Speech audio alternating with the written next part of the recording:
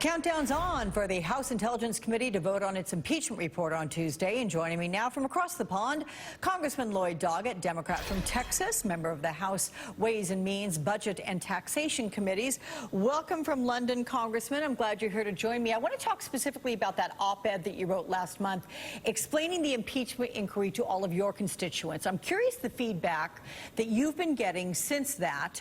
Do you find people to be for or against it? And does public opinion matter to Democrats in general?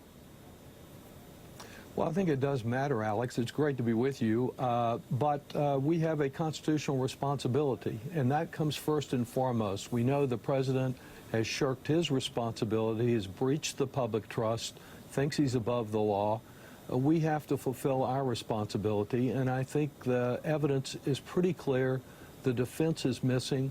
We need to move forward with this impeachment process, informed to our constituents, but recognizing that we have a big constitutional duty.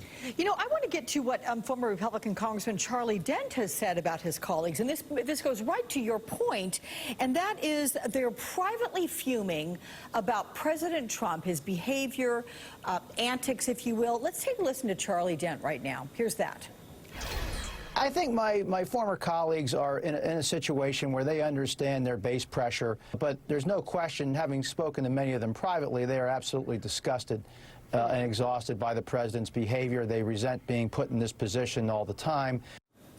So, based on what Charlie Dent just said, do you find that your colleagues in the House are echoing those sentiments, your Republican colleagues in the House?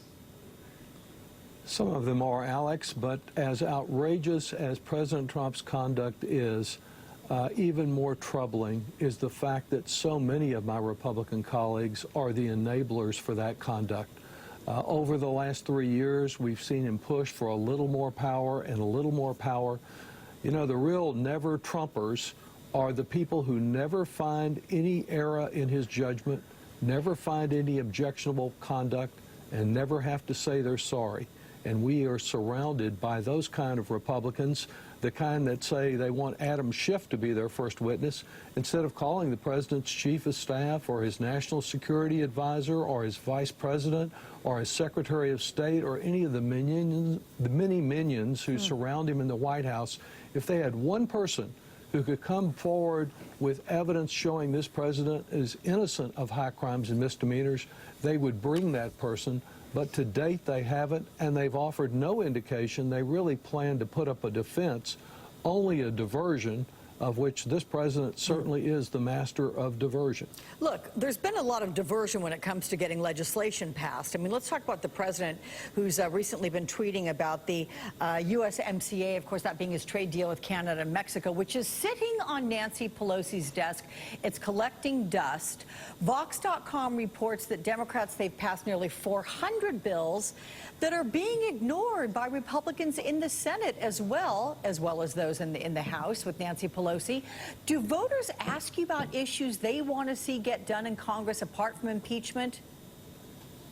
Well, they do indeed. As a health subcommittee chair, I'm concerned about a wide range of health issues, about gun safety, about the climate crisis, which is what brought me to where I joined you from today.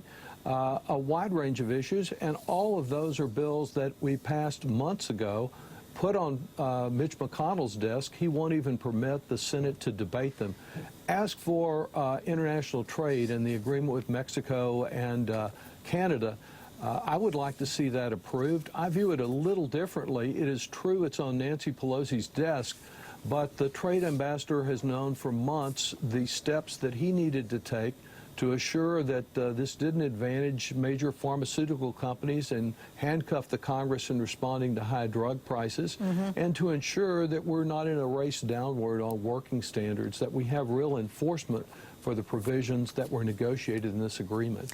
So there's much work we can do at the same time. Congressman, I do want to ask you, you brought up the climate change. I know you're there and you're very passionate about that. The climate change conference will be held by the UN in Madrid. And I'm looking at the headline for an article that says, climate emergency, world may have crossed tipping points. It says that the window for action is pretty short. Can you tell me what the first major step is that we need to take here in America, what America can do that will affect us globally positively regarding climate change? Well, thanks, Alex. It's not just climate change, it's a climate crisis. I think the legislation we passed earlier in the year to make it clear we're rejoining the Paris Agreement is really important for us to take.